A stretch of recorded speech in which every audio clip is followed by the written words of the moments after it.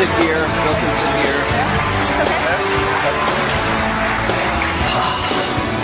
Well, thank you. Before we get started, I think there were some pioneers. Of course, we have the pioneers here on stage, but there were some other really important pioneers in the video we just saw, and a couple of them are here in the audience. So, Mitch Kapor, who is a regular at D, could you just stand up and wherever you are, there he is.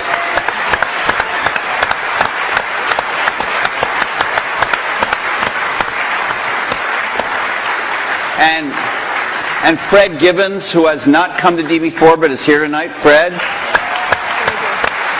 There's Fred. Right there.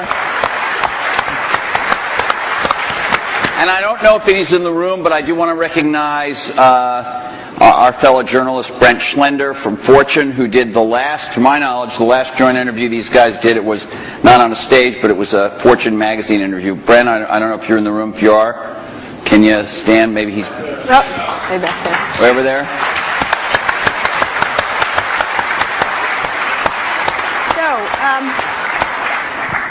So let's get started. I wanted to ask, there's been a lot of mano a mano catfight kind of thing in a lot of the blogs and the press and stuff like that, and we wanted to, the first question I kind of was interested in asking is what you think each has contributed to the computer and technology industry, starting with you, Steve, for Bill, and vice versa.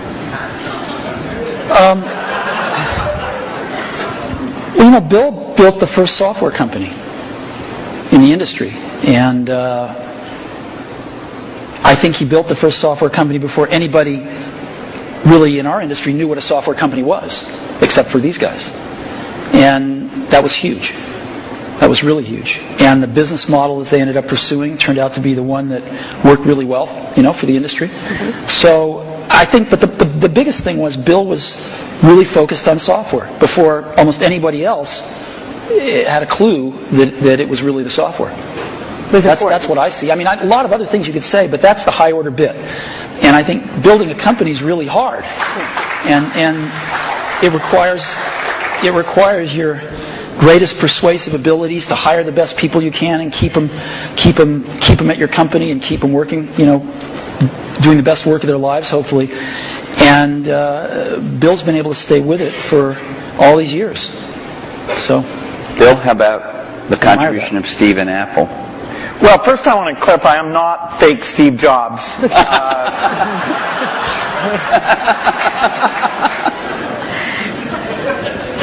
What Steve's done is quite phenomenal. If you look back to 1977, that Apple II computer, the idea that it would be a mass market machine, the bet that was made there by Apple uniquely, there were other people with products, but the idea that this could be an incredible, empowering phenomena, Apple pursued that dream. Then one of the most fun things we did was the Macintosh, and that was so risky. And people may not remember that Apple really bet the company. Mm-hmm. Lisa hadn't done that well, and some people were saying, okay, that general approach wasn't good. But the team that Steve built, even within the company, to pursue that. Even some days it felt a little ahead of its time. I don't remember that Twiggy disk drive. 128K. Yeah. The Twiggy disk drive. Yes. Steve gave a speech once, which is one of my favorites, where he talked about, in a certain sense, we build the products that we want to use ourselves. So he's really pursued that with incredible taste and elegance that has had a huge impact on the industry. And his ability to always come around and figure out where that next bet should be has been phenomenal. Apple literally was failing when Steve went back and reinfused the innovation and risk-taking that have been phenomenal. So the industry's benefited immensely from his work. We've both been lucky to be part of it, but I'd say he's contributed as much as anyone. We've also both been incredibly lucky to have had great partners that we started the companies with, and we've attracted great people. I mean, so everything that's been done at Microsoft and at Apple has been done by just remarkable people.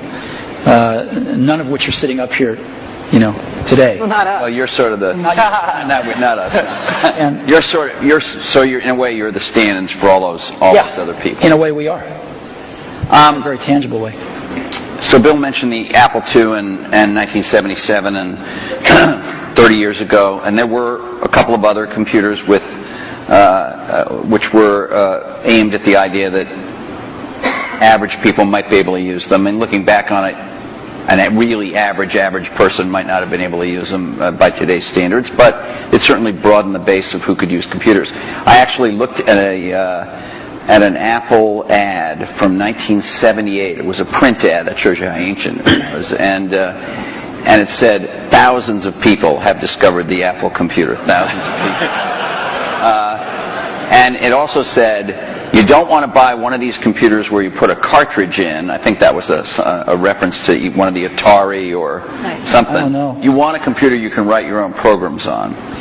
And so the world, and obviously people we had some very strange ads back then. We had one where it was in a kitchen, and there was a woman that looked like the wife, and she was typing in recipes on the computer with the husband looking on approvingly in the back. Stuff like that. Yeah, how did that work for you? I don't think well. So, but just think back to, I know that you started Microsoft prior to 1977. I think Apple started the year before in 76. Microsoft in 74 was when we started writing 75. And then we did shipped the BASIC in 75. Okay. Most people, some people here, but I don't think most people know that there was actually some Microsoft software in that Apple II computer. Do you want to talk about what happened there, or how that occurred? Yeah, there had been the Altair and a few other companies, actually about 24, that had done various machines. But the 77 group included the PET, TRS-80, Commodore. and Commodore PET, TRS-80, and the Apple II. The original Apple II BASIC, the integer BASIC, we had nothing to do with. But then there was a floating point one where, and I mostly worked with Woz on that. Let me tell this story.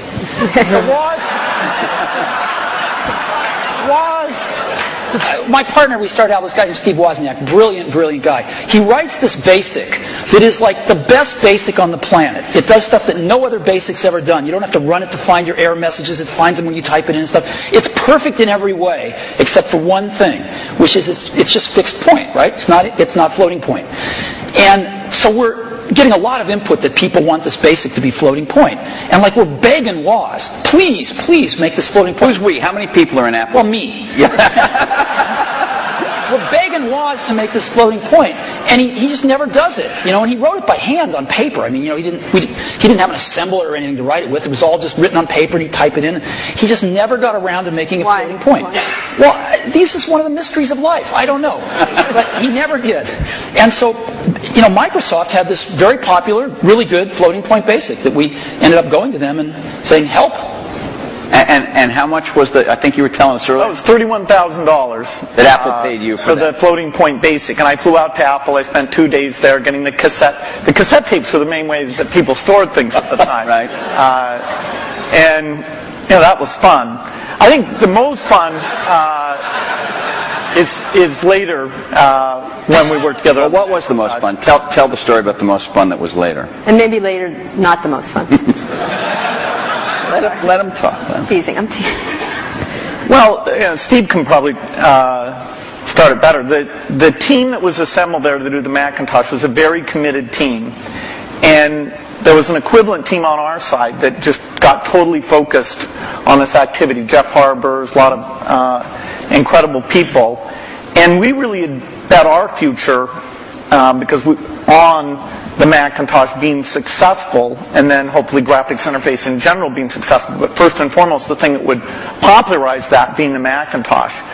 And so we were working together. The schedules were uncertain. The quality was uncertain. The price. When Steve first came up, it was going to be a lot cheaper computer than it ended up being, but that was fine. So you worked in both places, in both Well, we were in Seattle, and we fly down there. But Microsoft, if I remember correctly, from what I read, wasn't Microsoft one of the few companies that were allowed to even have a prototype of the Mac at the time? Well, what's interesting, what's hard to remember now, is that Microsoft wasn't in the applications business then. They took a big bet on the Mac because this is how they got into the apps business. I mean, Lotus dominated the apps business on the PC back then. Right. We had done just Multiplan, which was a hit on the Apple II. And then Mitch did an incredible job betting on the IBM PC. And 123 came in and, ruled that part of the business. So the question was, what was the next paradigm shift that would allow for an entry? WordPerfect, we had Word, but WordPerfect was by far the strongest in word processing, DBase, and database. And Word was that was a kind of a DOS, a text. All of these products I'm saying were DOS-based products. Because Windows wasn't in the picture at the time. Right. That's more in the early 90s that we get to that. And so we made this bet that the paradigm shift would be graphics interface, and in particular that the Macintosh would make that happen with 128K of memory, 22K of which was for the screen buffer, 14K was for the operating system. So it was 14K. Yeah, 14K. Yeah. The original Mac operating system was 14K. 14K that we had to have loaded when our software ran. So when the shell would come up, it had all the 128K. The OS was bigger than 14K. It was in the 20s somewhere. I see. So we ship these computers now with a gigabyte, 2 gigabytes of memory, and nobody remembers 128K. I remember that. I remember paying a lot of money for computers with 128K in those days. So the two companies worked closely on the Mac project because you were maybe not the only, but the principal or one of the principal software creators for it, right? Is that right? Well, Apple did the Mac itself, but we got Bill and his team involved to write these applications. And we were doing a few apps ourselves. We did Mac Paint and Mac Draw and stuff like that. But Bill and his team did some great work. Now, in terms of moving forward, after you left and your company grew more and more strong, what did you think was going to happen to Apple after sort of the disasters that occurred after Steve left? Well, Apple's fate hung in the balance.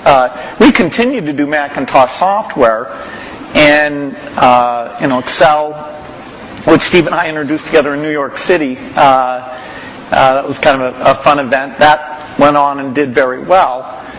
But then, Apple just wasn't differentiating itself well enough from the higher volume platform. And meaning Windows, right? I mean, DOS and Windows.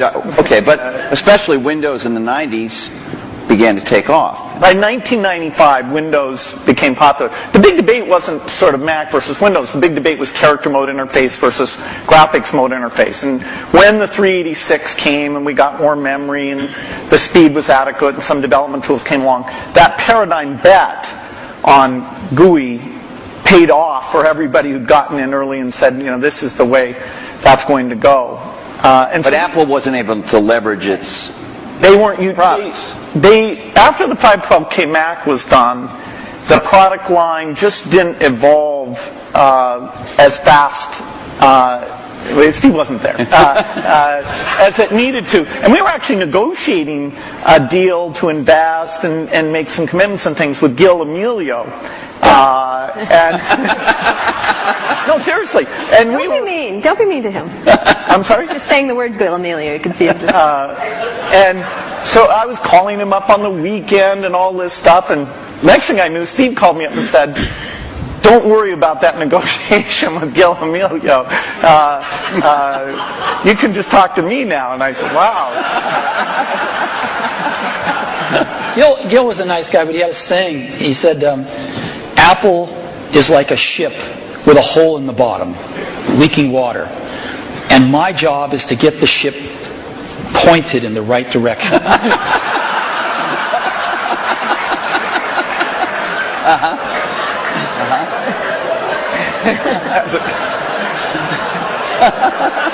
Okay.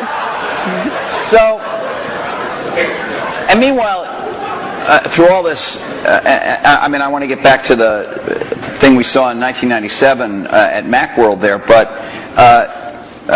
Windows was just going great guns. I mean, Windows 95, to whatever extent earlier versions of Windows had not had all the features, all the GUI stuff that the Mac had, Windows 95 really was an enormous leap.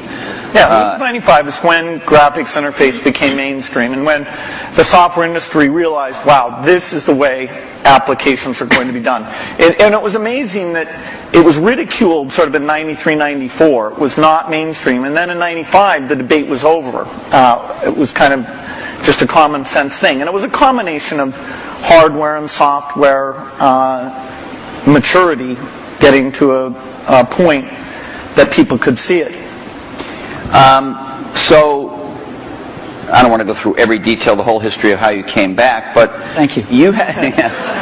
But you, in that video we all saw, you said you had decided that it was destructive to have this competition with Microsoft. Now, obviously, Apple was in a lot of trouble, and I presume that there was some tactical or strategic reason for that, as well as just wanting to be a nice guy, right? I mean, Apple was in very serious trouble, and what was really clear was that if the game was a zero-sum game where for Apple to win, Microsoft had to lose, then Apple was going to lose.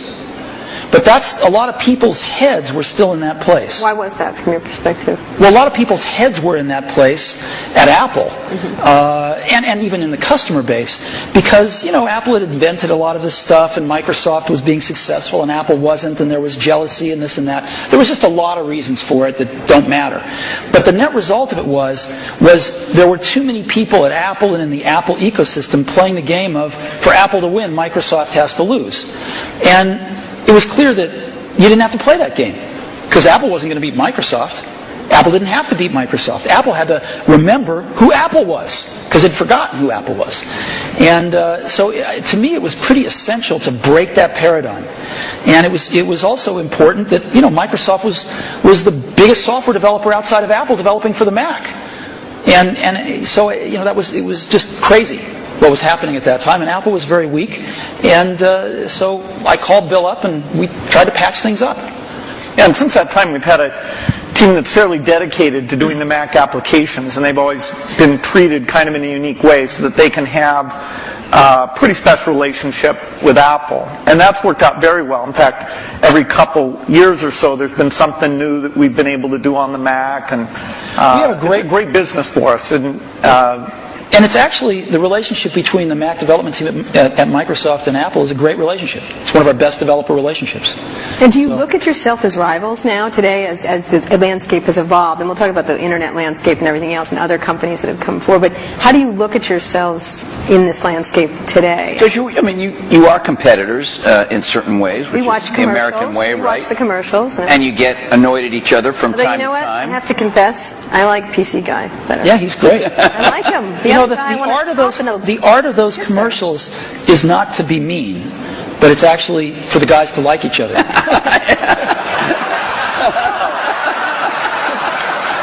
Thanks. PC Guy is great. I like. He's got a big heart. His mother loves him. His mother loves him. I'm telling you. I like PC Guy totally much better. Wow. I do. I don't know why. He's endearing. The other guy's PC Guy is what makes it all work. Actually. Yeah. All right. It's worth thinking about. So how do you look at yourselves? Let me just ask you, Bill. Obviously, Microsoft is a much larger company. You're in many more markets, many more types of products than Apple is. When you were running the company, or when Steve Ballmer is running the company, you think obviously about Google. You think about Linux in the enterprise. You think about lots of Sony in the game area. How often is Apple on your radar screen at Microsoft in a business sense? Well, they're on the radar screen as an opportunity, and in a few cases like the Zune, that if you go over to that group, they think of Apple as a competitor. They love the fact that Apple's created a gigantic market, and they're going to try and come in and contribute something to that. And we love them because they're all customers.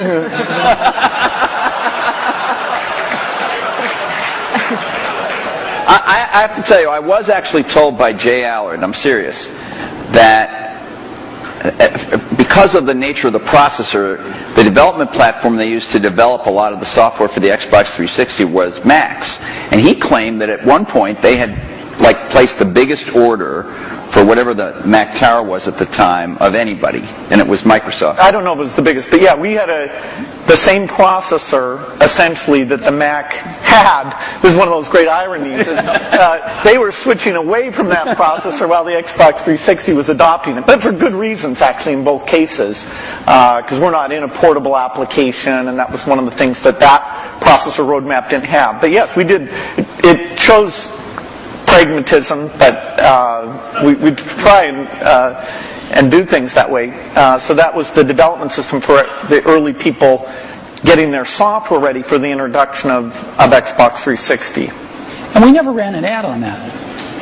I see. Admirable restraint. That's wonderful. There were hundreds of them. Steve is so known for his restraint.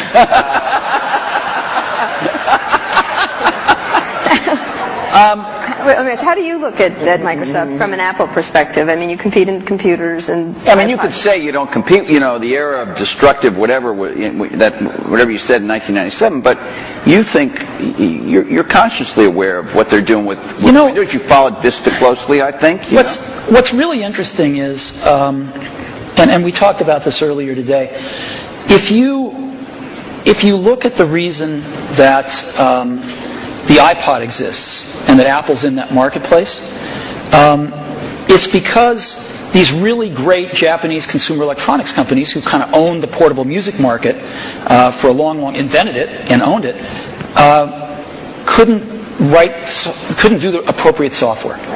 Couldn't conceive of and implement the appropriate software. Because an iPod's really just software. It's software in the iPod itself, it's software on the PC or the Mac, and it's software in the cloud for the store. And it's in a beautiful box, but it's software. If you look at what a Mac is, it's OS X, right? It's in a beautiful box, but it's OS X.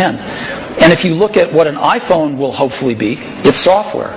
And so the big secret about Apple, of course, not so big secret maybe, is that Apple views itself as a software company. And there aren't very many software companies left. And Microsoft is a software company. And so, we look at what they do and we think some of it's really great. And we think some of it's, a little bit of it's competitive and most of it's not. We don't have a belief that the Mac is going to take over 80% of the PC market. We're really happy when our market share goes up a point.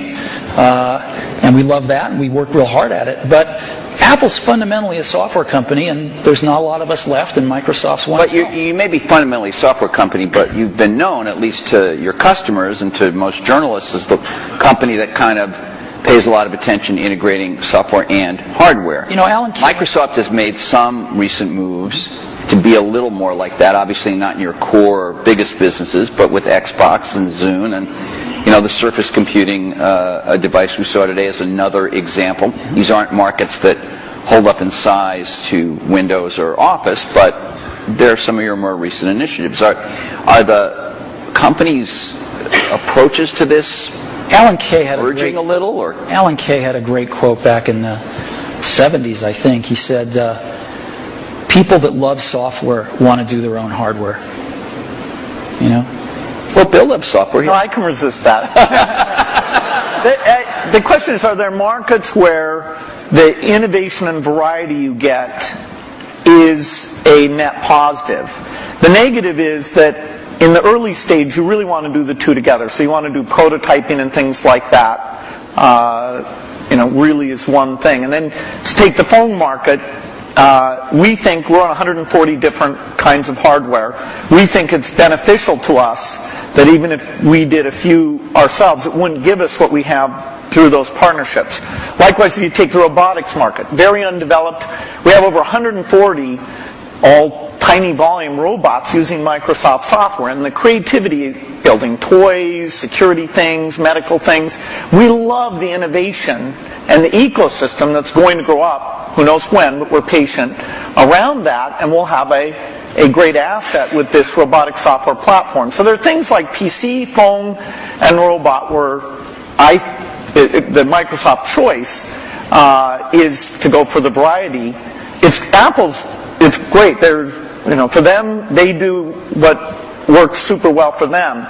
And there's a few markets like Xbox 360, Zune, and this year we have two new ones, the Surface thing and this round table, which is the meeting room thing, where we'll actually, through subcontractors, but it's the P&L on the risk and all that for the hardware. The design is completely a Microsoft thing. The round table, is that something you've announced, or were you just... We've shown prototypes of it. That's the thing where it's got the 360-degree cameras and all those. It's like Cisco has something in that market, and HP too, right? Or... No, HP has a very high-end thing that's a tiny bit like it. But anyway. All right. Do you ever regret... Was there something you might have wanted to do differently? And maybe you feel like this happened after you left Apple. Something you might have done differently that where you could have had a much bigger market share for the Mac? Well, before I answer that, let me make a comment on Bill's answer there, which is, it's very interesting in the consumer market and the enterprise market. They're very different spaces. And in the consumer market, at least, I think one can make a pretty strong case that outside of Windows on PCs, it's hard to see other examples of the software and hardware being decoupled working super well yet. It might in the phone space over time. It might. But it's not clear. It's not clear. You can see a lot more examples of the hardware-software coupling working well. And so I think this is one of the reasons we all come to work every day is because nobody knows the answer to some of these questions, and we'll find out over the coming years. Maybe both will work fine. Yeah, and maybe they won't. Yeah, it's good to try both approaches. In some product categories, take music players, the solo design worked better. In the PC market, the variety of designs at this stage has a higher share. It has a higher share? Yeah, it has a lot higher share. Well, it's not that much different than music players the other way around. Is there some moment you feel like I should have done this or Apple should have done that and we could have had? If not, this idea of these hardware-software integration, and it's working very well now. There's a lot of things that happened that I'm sure I could have done better when I was at Apple the first time, and a lot of things that happened after I left that I thought were wrong turns, but it doesn't matter. It really doesn't matter, and you kind of got to let go of that stuff. And we are where we are. So we tend to look forward. And one of the things I did when I got back to Apple 10 years ago was I gave the museum to Stanford and all the papers and all the old machines and kind of cleared out the cobwebs and said, let's stop looking backwards here. It's all about what happens tomorrow. And because you can't look back and say, well, gosh, I wish I hadn't gotten fired. I wish I was there. I wish this. I wish that. It doesn't matter. And so let's go invent tomorrow rather than worrying about what happened yesterday. We're going to talk a little bit about tomorrow, but let's talk about today, the landscape of how you see the different players in the market and how you look at what's developing now. What has surprised both of you since having been around for so long and still very active in everything? I mean, your companies are still critically key companies, but there are many, many companies that are becoming quite powerful. How do you look at the landscape at this moment and what's happening, especially in the internet space? I think it's super healthy right now. I think there's a lot of young people out there building some great companies who want to build companies, who aren't just interested in starting something and selling it to one of the big guys, but who want to build companies. And I think there's some really exciting companies getting built out there. Some next generation of stuff that some of us play catch up with, and some of us find ways to partner with, and things like that. But there's a lot of activity out there now, wouldn't you say? Yeah, I'd say it's a healthy period. Yeah. The notion of what the new form factors look like, what natural interface can do, the ability to use the cloud, the internet, to do part of the task in a complementary way to the local experience. There's a lot of invention that the whole approach of startups, the existing companies who do research, we'll look back at this as one of the great periods of invention. I think so too. There's a lot of things that are risky. right now, which is always a good sign, and you can see through them. You can see to the other side and go, yes, this could be huge, but there's a period of risk that, nobody's ever done it before. Give an example that would, for example, I do, but I can't say. Okay. And so, but I can say, when you feel like that, that's a great thing. Right. That's what keeps you coming to work in the morning, and it tells you there's something exciting around the next corner. Okay, but so the two of you have certainly you're involved every day with the internet. You have internet products. You have a whole. Nobody's ever done it before. Give an example that would, for example, I do, but I can't say. Okay. And so, but I can say, when you feel like that, that's a great thing. Right. That's what keeps you coming to work in the morning, and it tells you there's something exciting around the next corner. Okay, but so the two of you have. Certainly, you're involved every day with the internet. You have internet products. You have a whole slew of stuff on the internet.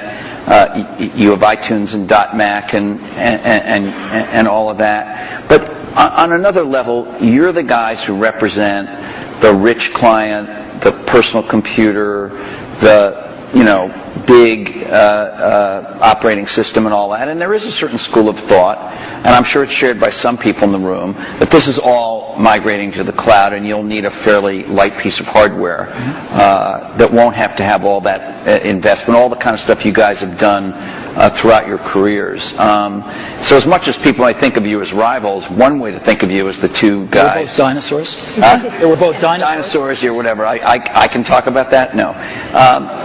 Seriously, is there in 5 years? In 5 years, is the personal computer still going to be the linchpin of all this stuff?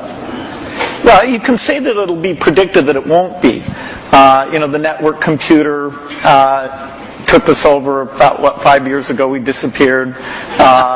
Remember the single function computer? There was somebody who said that these general purpose things are kind of a dumb idea. So that took us over. The mainstream is always under attack. The thing that people don't realize is that you're going to have rich local functionality. I mean, at least our bet. As you get things like speech and vision, as you get more natural form factors, it's a question of using that local richness together with the richness that's elsewhere. And as you look at the device, say, that's connecting to the TV set or connecting in the car, there are lighter weight hardware internet connections. But when you come to the full screen, rich, edit the document, create things, I think we're nowhere near where we can be on making that stronger. I'll give you a concrete example. I love Google Maps, use it on my computer, in a browser. But when we were doing the iPhone, we thought, wouldn't it be great to have maps on the iPhone? And so we called up Google, and they'd done a few client apps in Java on some phones, and they had an API that we worked with them a little on. And we ended up writing a client app for those APIs. They would provide the back-end service. And the app we were able to write, since we're pretty reasonable at writing apps, blows away any Google Maps client. Just blows it away. Same set of data coming off the server, but the experience you have using it is unbelievable. It's way better than the computer.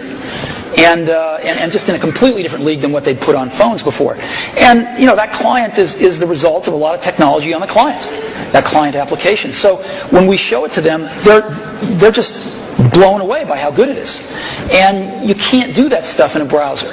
So people are figuring out how to do more in a browser, how to get persistent state of things when you're disconnected from a browser, how do you actually run apps locally using, apps written in those technologies so they can be pretty transparent whether you're connected or not. But it's happening fairly slowly, and there's still a lot you can do with a rich client environment. At the same time, the hardware is progressing to where you can run a rich client environment on lower and lower cost devices, on lower and lower power devices. And so there's some pretty cool things you can do with clients. So so you're saying rich clients still matter, but maybe I misunderstood you, but your example was about a rich client that is not a personal computer as we have thought of a personal computer. What I'm trying to say is I think the marriage of some really great client apps with some really great cloud services is incredibly powerful, and right now can be way more powerful than just having a browser on the client. You're talking about a software company being a software and services company rather than a... I'm saying the marriage of these services plus a more sophisticated client is a very powerful marriage. Architecturally, the question is, do you run just in the cloud and all you have down locally is the browser? And that is the same question for the phone as it is for the full screen device. There'll always be different screen sizes because these are, the 5-inch screen does not really compete with the 20-inch screen, does not compete with the big living room screen. Those are things that there'll be some type of computing behind all of those things, all connected to the internet. But the idea that locally you have the responsiveness of immediate interaction without the latency or bandwidth limitations that you get if you try and do it all behind.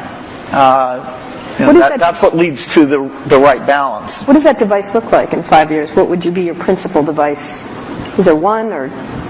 Is it a? I think you use. I could be wrong. I think you carry a tablet, right? Right, which has not necessarily stormed the world yet. Yeah, this is like Windows 1992.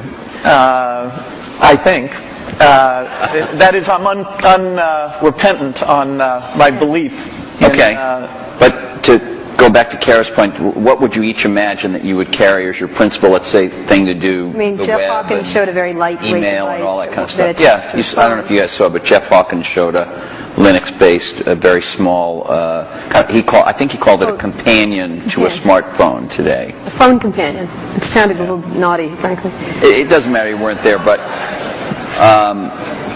what would you think each would be? I assume you carry a tablet PC. I don't know what brand it is. Maybe you change them up. I don't know. You obviously carry a MacBook Pro, I would guess, or a Mac. Yeah, well, and an iPhone. And an iPhone. You have one? I do. Right here? Yes. Well, he has when he took it out before. What? Really? Sorry. He flashed his iPhone earlier today. Anyway, go ahead. So, what is your device? What's your device in 5 years that you rely on the most? I don't think you'll have one device. I think you'll have a full screen device that you can carry around, and you'll do dramatically more reading off of that. I believe in the tablet form factor. I think you'll have voice. I think you'll have ink. You'll have some way of having a hardware keyboard and some settings for that. And then you'll have the device that fits in your pocket, which the whole notion of how much function should you combine in there. There's navigation computers. There's media, there's phone.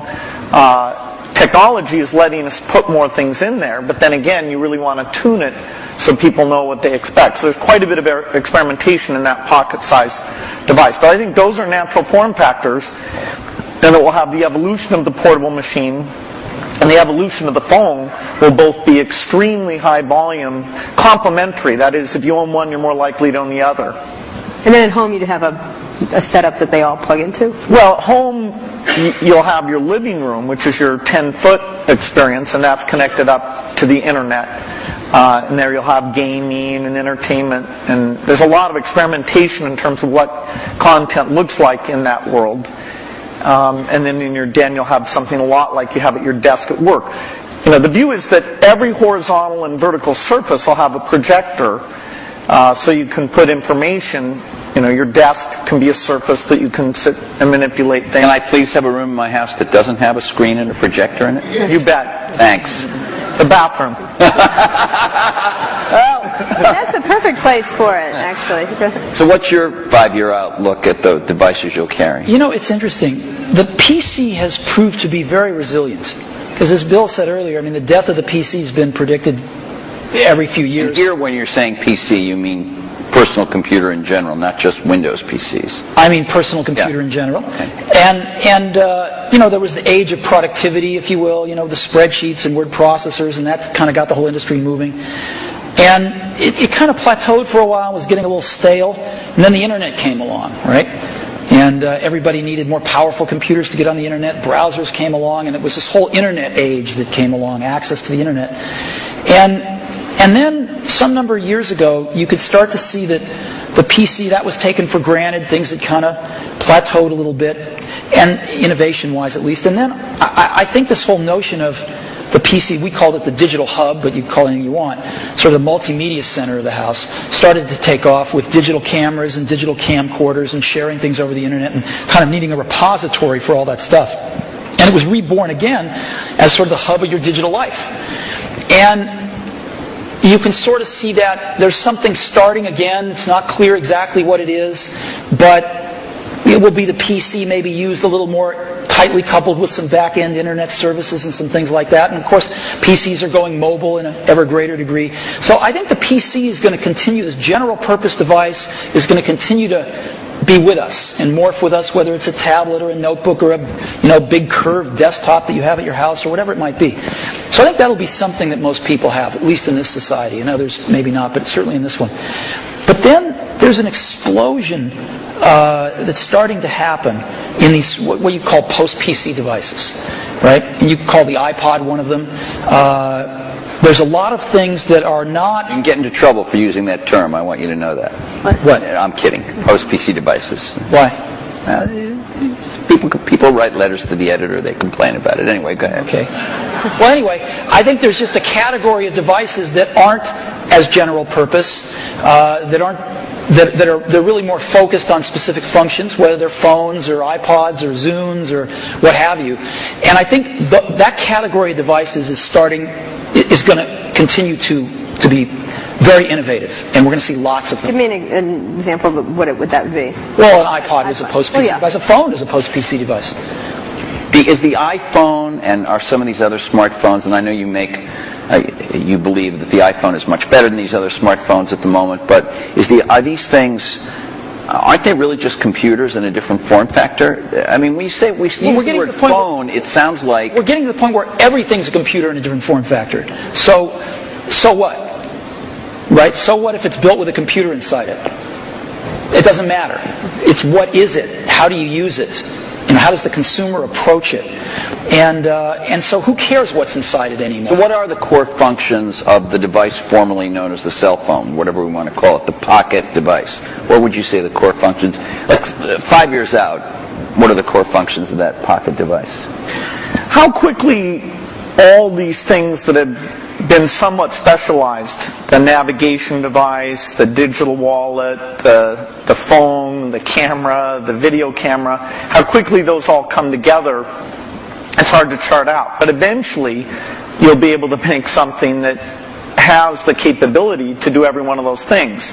And yet, given the small size, you still won't want to edit your homework or edit a movie on the screen of that size. And so you'll have something else that lets you do the reading and editing and those things. Now, if we could ever get a screen that would just roll out like a scroll, then you might be able to have the device that did everything. Well, in the very first D conference, we had these guys from E-Ink here. Yeah. I'm sure you've both talked to them. They were talking about that. That was 5 years ago. It's always 5 years out. Do you? Yes, we can't. There's some advances in projection technology that are more likely deliberate, I think, than the flexible material guys. But it's not even on the horizon, no matter which of the two approaches are pursuing. We have some Microsoft research people who work on that, and there's a lot of investment, but it's at least in the 5-year time frame. 5 years from now, what's going to be on that pocket device? I don't know. And the reason I don't know is because I wouldn't have thought that there would have been maps on it 5 years ago. But something comes along, gets really popular, people love it, get used to it, you want it on there. So people are inventing things constantly, and I think the art of it is balancing what's on there and what's not on there, is the editing function. And clearly, most things you carry with you are communications devices. You want to do some entertainment with them as well, but they're primarily communications devices, and that's what they're going to be. Outside of the computing area, what are the exciting areas in the internet space at all that you're looking at that you find that's interesting to each of your companies and in general for you? Any kind of social networking, any kind of the wikis, those kind of things we've talked about in the past couple of today, essentially.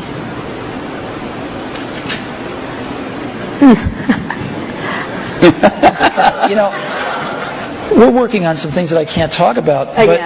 Again, yeah. But there used to be a saying, isn't it, at Apple? It's going to blow us away, though. Blow us away. Wow. There used to be a saying at Apple, isn't it funny, a ship that leaks from the top?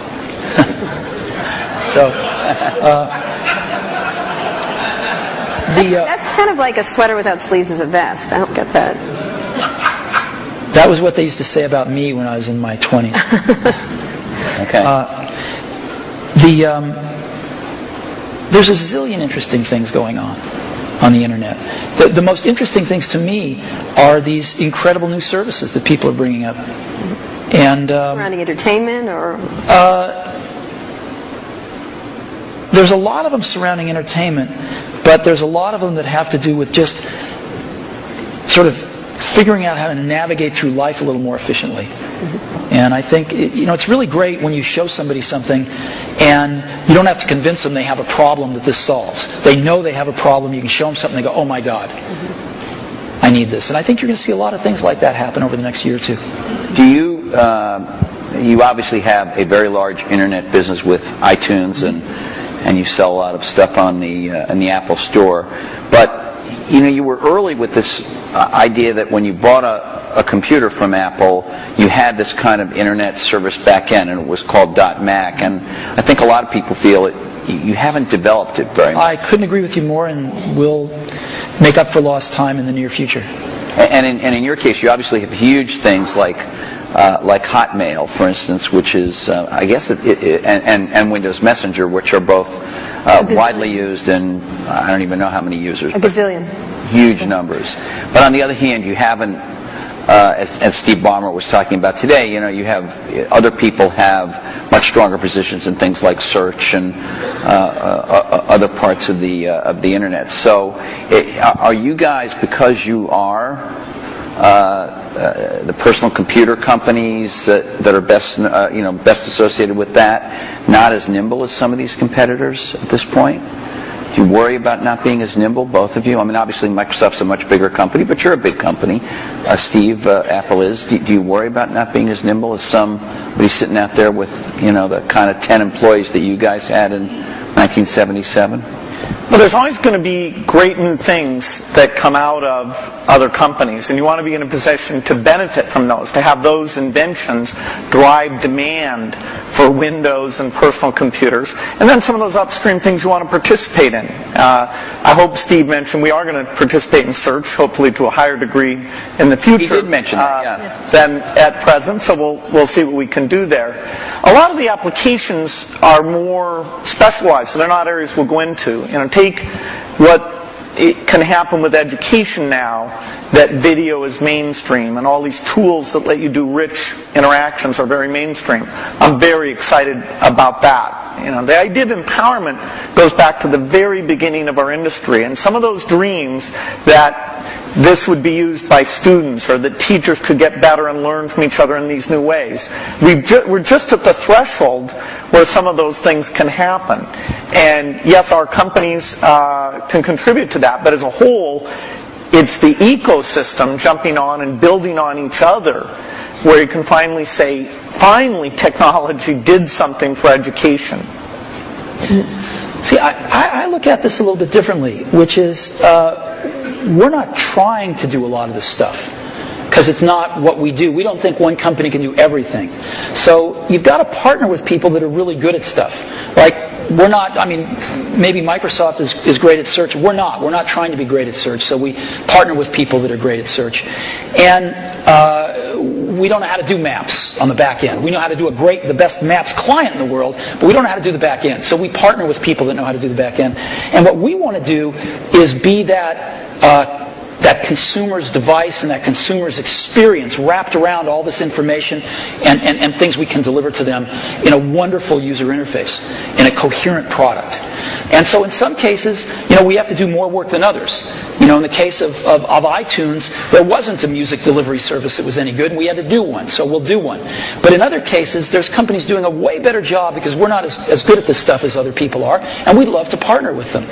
And so, we selectively do that. And I think it's really hard for one company to do everything. Let's talk about entertainment. You're both in the entertainment world. Entertainment is important to both your companies. For yours, music right now, and as you get into Apple TV, Microsoft has been within the Hollywood area. Where do you see that going in the era of YouTube? We've had a couple of network people here talking about changes that are happening in Hollywood and everything else. What is happening now to entertainment delivery, and where do you all play? Because you'll be the delivery mechanism in one way or the other for most people. Well, the big milestone is where the delivery platform is the internet, and so you bring the richness and the interactivity. I think you can get a little bit of a glimpse of the future of TV more from looking at community-type things like Xbox Live, where people are talking to each other, finding friends, watching things together, talking about those things. That, as you map that onto genres like educational shows or sports shows or watching the Olympics or the elections, that ability to navigate becomes very, very powerful. And we're not an entertainment company. Yes, we do Halo, which is this big video game, but by and large, we're a platform. And so it's the tough software things, whether it's the speech or the ink or the deep graphics, that's where things that take 10 years to get done. The IPTV stuff, the foundation there. It took 10 years to get it done. Now it's finally coming to fruition, and we have people like AT&T betting their company on putting that together. So we're just at the start of having a scale entertainment delivery vehicle both through PCs, unfortunately not connected up to the TV set in most cases, but that's a point of innovation, and now things like IPTV and Xbox that are connected up in the living room. Steve, you were today, Bill, you weren't here, but Steve showed a new function of Apple TV that brings YouTube directly to the TV. Is there going to be more of that from you? Do you see yourself, the way Bill says, as an enabler of entertainment, or putting aside your Disney role, but your Apple? I think people want to enjoy their entertainment when they want it and how they want it, on the device that they want it on. So ultimately, that's going to drive the entertainment companies into all sorts of different business models, and that's a good thing. If you're a content company, that's a great thing. More people wanting to, enjoy your content more often in more different ways. That's why you're in business. But the transitions are hard sometimes. And, the music industry, it turned out that the internet got fast enough to download songs pretty easily. There was no legal alternatives, and maybe they made some bad choices in how they reacted to that. But, they're still trying to make the transition to a very different way of doing business, or ways of doing business, while they're under attack from piracy. And we can all highlight some of the mistakes that have been made, but still it's a tough job. And Hollywood, I think, has watched what's happened in music, learned some things to do, some things not to do. But they're still trying to map this out. How do they make some of these transitions, some new business models, different platforms, allowing their customers way more freedom on when they want to watch stuff and how they want to watch it? And I think there's a tremendous amount of experimentation and thought going on that's going to be good. It's going to be really good if you're a content owner. Can I ask about the user interface of the personal computer for a minute? Vista has just come out, which is your best version of Windows you've done, has some UI improvements in it. You're about to do yet another version of the Mac OS called Leopard in the fall, which, from what you've shown publicly, at least so far, has some improvements. But fundamentally, these are still the kind of file icon, folder icon, drop-down menu. I know I'm minimizing. There's a lot of other things. There's gadgets and widgets and all kinds of other cool things in there now. But you can see that it's still all built on what you started with, what Xerox did research on. Is there in the offing in the next 4 or 5 years, is it possible there's a new paradigm for organizing the user interface of the personal computer? Let's leave cell phones and things out for a minute, but just the personal computer, Bill. One of the things that's been anticipated for a long time is when 3D comes into that interface. And there was a lot of experimentation, sites on the internet where you kind of walk around and meet people. But in fact, the richness, the speed, it just didn't sustain itself. Now we're starting to see with some of the mapping stuff, a few of the sites that the quality of that graphics, the tools and things are getting to the point where 3D can really come in. So I definitely say that when you go to a store, bookstore, you'll be able to see the books lined up, the way you might be interested in, or lined up the way they are in the real store. So 3D is a way of organizing things, particularly as we're getting much more media information on the computer, a lot more choices, a lot more navigation than we've ever had before. And we can take that into this communications world where the PC is playing a much more central role, kind of taking over what was the PBX, sort of one of the last mainframes in the business environment. That'll be a big change. That'll come to it, and as we get natural input, that'll cause a change. And what about this multi-touch stuff? It's really interesting. Obviously, Steve showed some of it on the iPhone when he introduced the iPhone. Steve Ballmer today showed a bunch of it with the Surface computing device. It happens, although it's not part of our program, that HP, which is a sponsor of this conference, has a multi-touch sort of display over here out in the foyer. Will this make its way that Minority Report, this kind of thing? Yeah, will this make its way into, maybe you call it direct manipulation of objects with your hands and your fingers. Will this make its way into mainstream, let's say, laptop computers as a new UI or an additional part of the UI, or is that just well, but go beyond the laptop. Specialized devices? Vision, software is doing vision. And so, imagine a game machine where you just can pick up the bat and swing it, or the tennis racket and swing it. Yeah, we have one of those. No, that's not it. You can't pick up your tennis racket I see what you mean. and swing it. Right. You can't sit there with your friends and do those natural things. That's a 3D positional device. This is video recognition. This is a camera seeing what's going on. And, in a meeting, like you're on a video conference, you don't know who's speaking when they're audio only, things like that. The camera will be ubiquitous. Now, of course, we have to design it in a way that people's expectations about privacy are handled appropriately. But software can do vision, and it can do it very, very inexpensively. And that means this stuff becomes pervasive. You don't just talk about it being in a laptop device. You talk about it being part of the meeting room or the living room, but on the laptop, the way that, maybe I'm wrong. Maybe this is what we have is great, and we don't need any new big radical change. But when I turn on my laptop, whether it's my Vista laptop or my Mac laptop, there have been improvements, but it's a lot like it was 10 years ago. It's much better. The graphics are better and all that. You talked about that radical change. You have the mouse. For both your companies. You have the icons you move around. You have and you talked about what a big gamble it was in '84 to do that and then follow on with Windows. We still essentially have that approach, and I'm just wondering, is that going to change? Touch, ink, speech, vision, those things come in, but they don't come in as a radical substitute.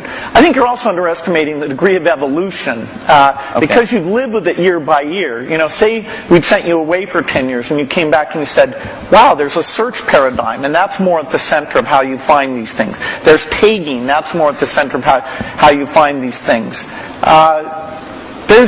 The evolution is a very good thing. In fact, even in that evolution, the stuff we did with Office, there's this balance you strike where when you make a change, in that case the ribbon, you're going to have some users who feel like, oh geez, I have to spend a little bit of time to be brought along to that.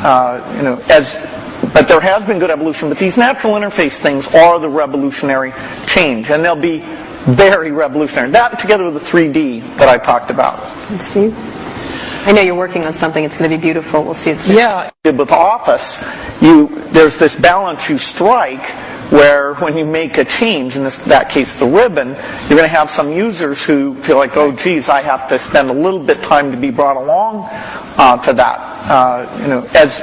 But there has been good evolution, but these natural interface things are the revolutionary change, and they'll be very revolutionary. That together with the 3D that I talked about. And Steve? I know you're working on something. It's going to be beautiful. We'll see it soon. Yeah, you can't talk about it, but Bill discusses all his secret plans. You don't discuss any. I know it's not fair, but it's. I think the question is a very simple one, which is how much of the really revolutionary things people are going to do in the next 5 years are done on the PCs, or how much of it is really focused on the post-PC devices. And there's a real temptation to focus it on the post-PC devices because it's a clean slate, and because there are more focused devices, and because they don't have the legacy of these zillions of apps that have to run in zillions of markets. And so I think there's going to be tremendous revolution in the experiences of the post-PC devices. And the question is how much to do in the PCs. And I'm sure Microsoft is. We're working on some really cool stuff, but some of it has to be tempered a little bit because you do have these tens of millions in our case, or hundreds of millions in Bill's case, users that are familiar with something that they don't want a car with 6 wheels. They like the car with 4 wheels. They don't want to drive with a joystick. They like the steering wheel. And so, you have to, as Bill was saying, in some cases you have to augment what exists there, and in some cases you can replace things. But I think the radical rethinking of things is going to happen in a lot of these post-PC devices. I'm going to ask a more personal question. We have just a minute before we were going to open up for questions. What's the greatest, I'm not going to call this the Barbara Walters moment and ask you what tree you'd like to be, but you would love to be Barbara Walters, let me just tell you. No, I would not. What's the greatest misunderstanding, right? Thank you, Steve, about your relationship? I mean, you're obviously going to go down in history as history books already said kind of thing. But what's the greatest misunderstanding between you and your relationship and about each other? What would you say would be this idea of catfight, this idea of which one of the many? We've kept our marriage secret for over a decade now.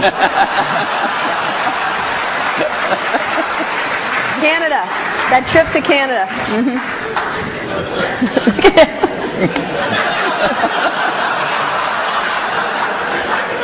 Was there? I don't think either of us have anything to complain about in general. And I know that the projects, like the Mac project, was just an incredible thing, a fun thing where we were taking a risk. We did look a lot younger in that video. We did. You looked 12 in the first one. That's how I try and look. I was 12. But no, it's been fun to work together. I actually kind of miss some of the people aren't around anymore. People come and go in this industry. It's nice when somebody sticks around and have some context of all the things that have worked and not worked. And the industry gets all crazy about some new thing.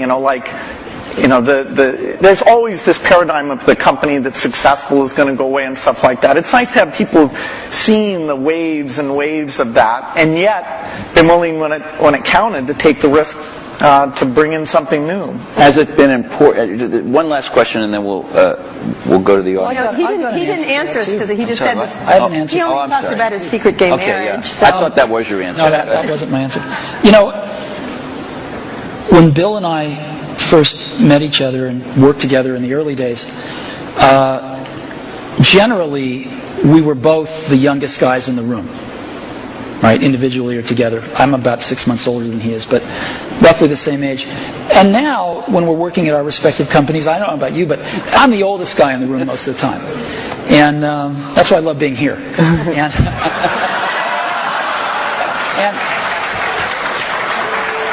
And so happy to oblige. Happy to oblige. And I think of most things in life as either a Bob Dylan or a Beatles song. But there's that one line in that one Beatles song. You and I have memories longer than the road that stretches out ahead, and that's clearly true here. Well, you know what? I think we should end it there. Let's just end it there. I'm gonna have a little tear right here.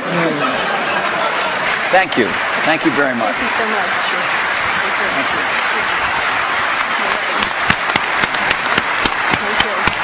We're going to ask you questions.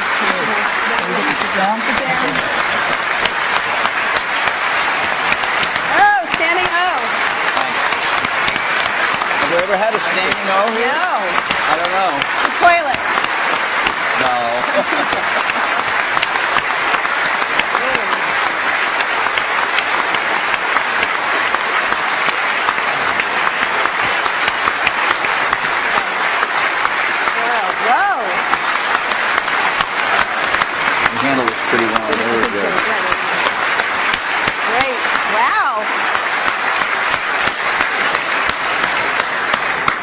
Okay, so some audience questions. Questions? Can we have the lights?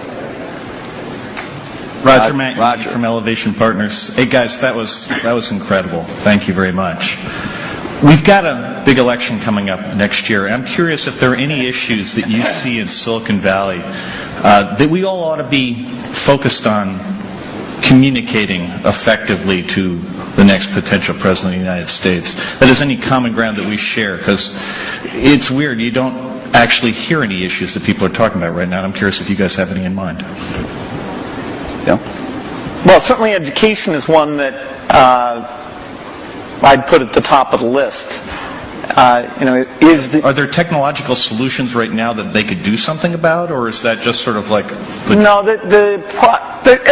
technology is going to be helpful, and more, but the way that teachers are measured and made excellent, the way that the high schools are designed, the expectations they have, it's not just a pure technology thing. It's more an institutional practice where the opportunity is, and there should be a lot of debate about the different ways of doing that. Steve? Boy, we've got some pretty big problems, and I think most of them are much bigger than anything Silicon Valley can contribute right now to solve, so hopefully some of those will get solved. I also think we underestimate how much all of our industry depends on stability. We've enjoyed a long period of stability, and we've been able to focus on technology and growing our businesses and stuff, and I think we take that for granted sometimes. One of the more interesting areas that we all suffer from, of course, is in the area of energy dependence. And there's a lot of work going on. I know a lot of investing going on anyway. I don't know if the results are there, but a lot of investing going on in alternative energy, and maybe Silicon Valley can play a small role in some of that stuff. Are you guys investing in that area? Personally, or? Some. Which might be a lot. And you? Exactly. $1 billion here or there. Steve, are you investing in that area? No. Or just a Prius? Okay. Yeah, just appreciating it. Over there. Hi, Don Eklund, Sony Pictures. My question is really, at what point is there too much diversity? It was talked about a few times in the discussion, the fact that now microprocessors are very low cost, memory is low cost, software is ubiquitous. But my life has been made better by standards like coding standards, network standards, and it seems like we're reaching a point where diversity is starting to take hold to a point where we're not going to be able to have the kinds of convergence devices that I think everyone would really be able to appreciate. And I'm wondering, is this going to be like healthcare or mass transit, where you just can never put it back in the bottle again? And I'd like to get your perspective on that. If there's still an opportunity to have some grand convergence devices that can really simplify people's lives and enrich their lives. Steve? Well, I think Bill and I would agree that we can get it down to 2. No, I think it's hard to limit imagination and innovation. I think there's always going to be a bunch of new great things, and I think that's part of what we put up with to get the innovation. We put up with a little bit of aggravation to get the innovation. And I think the marketplace is awfully good at allowing diversity when it should, and then getting rid of it when it shouldn't. And then letting it come back sometimes. Yeah. Well, not, yeah. In terms of standards and things. The internet standards have been incredibly powerful. Video formats, things like this. And so I don't see things that are going to really hold back a convergence device. Sure, there's a lot of wireless approaches, but that's pretty healthy right now. They each have various merits. A few of them will end up overlapping the other ones and kill the other ones out. But I think the industry's done very well at latching on to standards for the things that there were no longer any innovation in, and then focusing on the places where it wasn't clear which approach was best. Jesse? Hi, I'm Jesse Korns with HeadButler.com. Because you're not the youngest guys in the room anymore, it's perhaps appropriate to ask you a question about legacy, each of you. Bill, even your harshest critic would have to admit that your philanthropy work is, planet-shaking, incredible, and could be, if you make it, a second act so amazing that it would dwarf what you've actually done at Microsoft.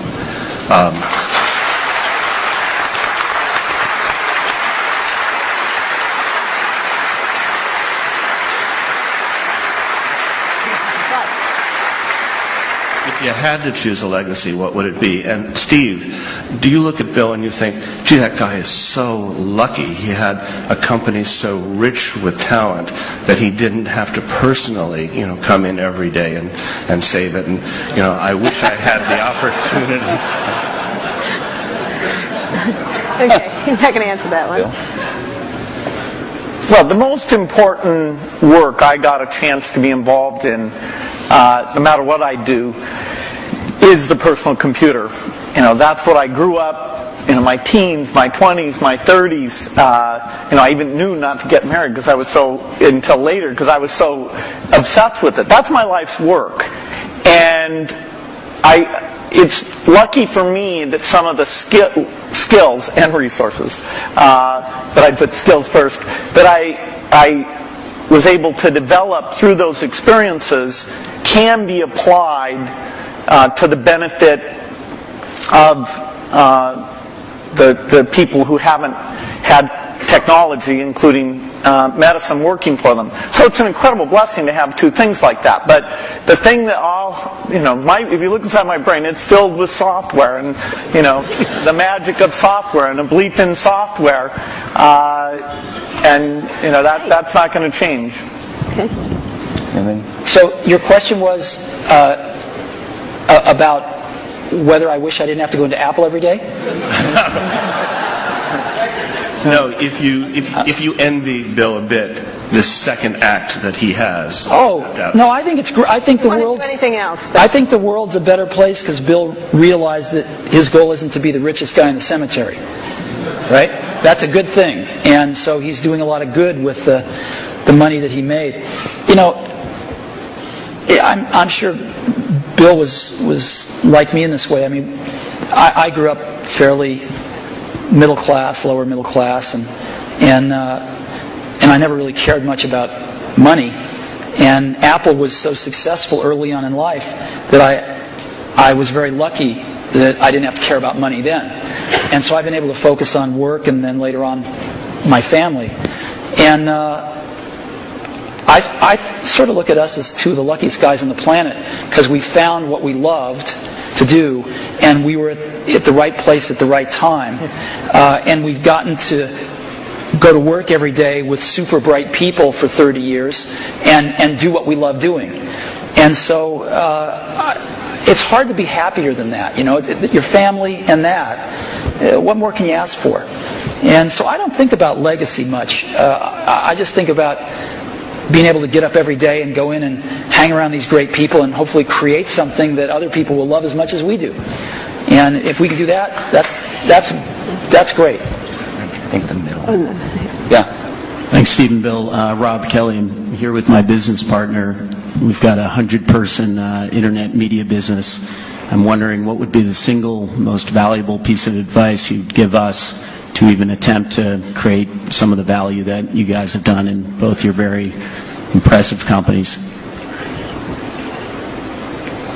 Well, I think actually, maybe in both cases, correct me if I'm wrong, the excitement wasn't really seeing the economic value. Even when we wrote down at Microsoft in 1975, a computer on every desk and in every home, we didn't realize, and we'll have to be a big company. Every time I thought, oh God, can we double in size? Geez, can you manage that many people? Will that feel fun still? And so every doubling was like, okay, this is the last one. And so the economic thing wasn't at the forefront. The idea of being at the forefront and seeing new things and things we wanted to do, and being able to bring in different people who are fun to work with, eventually with a pretty broad set of skills, And figuring out how to get those people, those broad skills, to work well together has been one of the greatest challenges. I've made more of my mistakes in that area maybe than anywhere, but eventually getting some of those teams to work very well together. So it's, I think it's a lot about the people and the passion, and it's amazing that the business worked out the way that it did. Yeah. People say you have to have a lot of passion for what you're doing, and it's totally true. And the reason is because it's so hard that if you don't, any rational person would give up.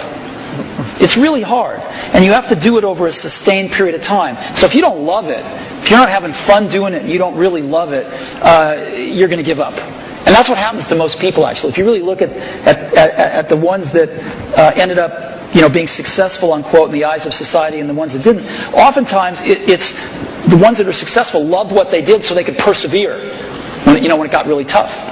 And the ones that didn't love it quit because they're sane. Right? Who would want to put up with this stuff if you don't love it? So it's a lot of hard work, and it's a lot of worrying constantly.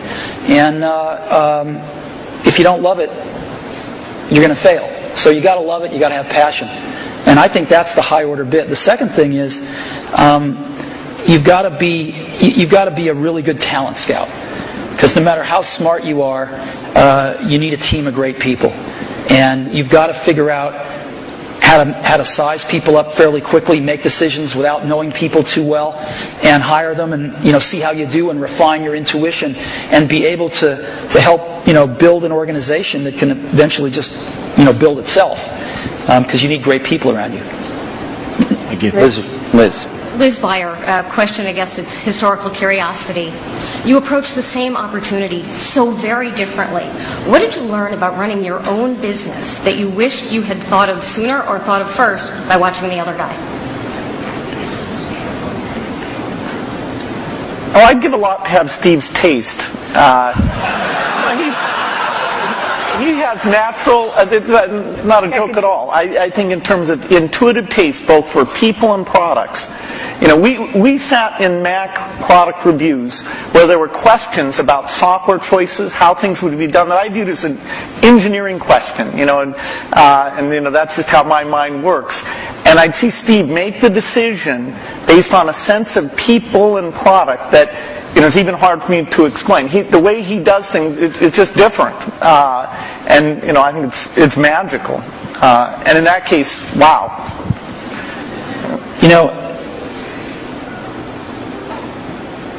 Because Woz and I started the company based on doing the whole banana, we weren't so good at partnering with people. And, actually the funny thing is Microsoft's one of the few companies we were able to partner with that actually worked for both companies. And we weren't so good at that, as where Bill and Microsoft were really good at it, because they didn't make the whole thing in the early days. And they learned how to partner with people really well. And I think if Apple could have had a little more of that in its DNA, it would have served it extremely well. And I don't think Apple learned that until, a few decades later.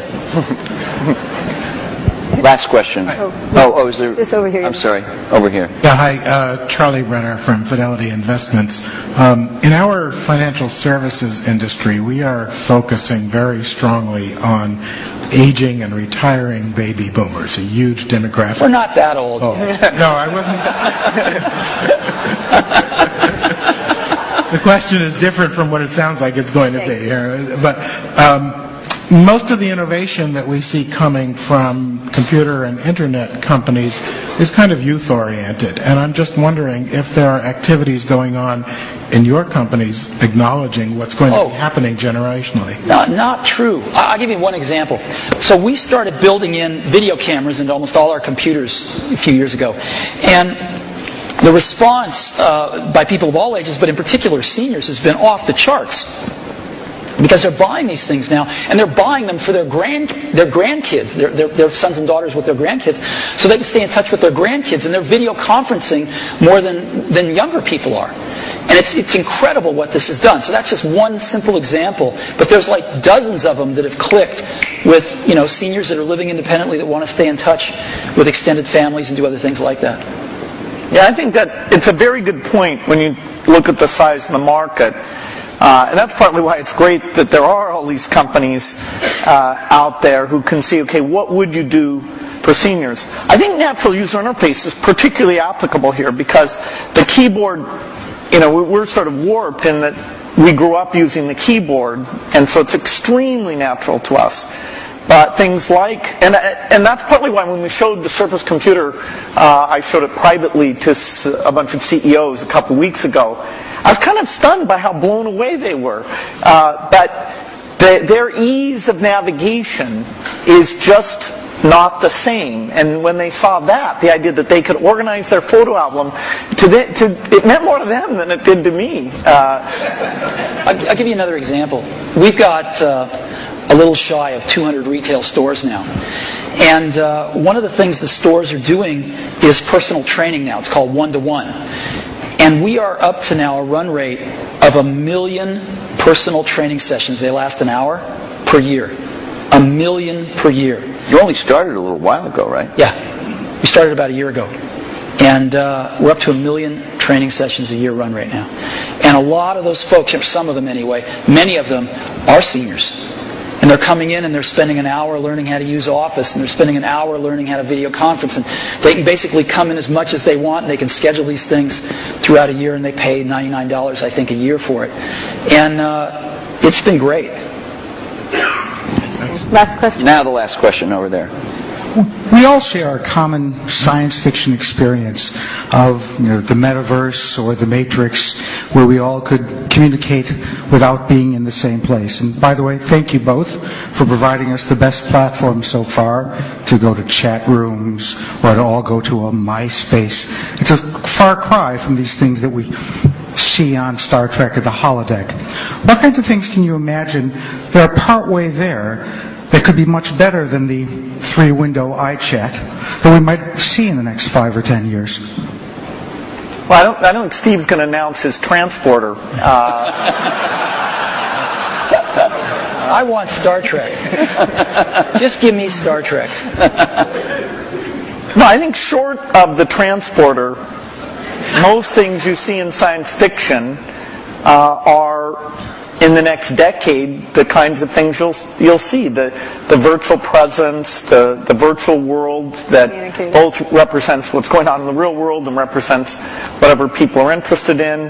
This movement in space as a way of interacting with the machine. I think the deep investments that have been made at the research level will pay off with these things in the next 10 years. Steve? I don't know. And that's what makes it exciting to go into work every day. Because there's, as we talked about earlier, this is an extraordinarily exciting time in the industry. And lots of new stuff happening. So, I can't even begin to think of what it's going to be like 10 years from now. Good. Thank you so much. No, thank you so much. Thank you so much. Great.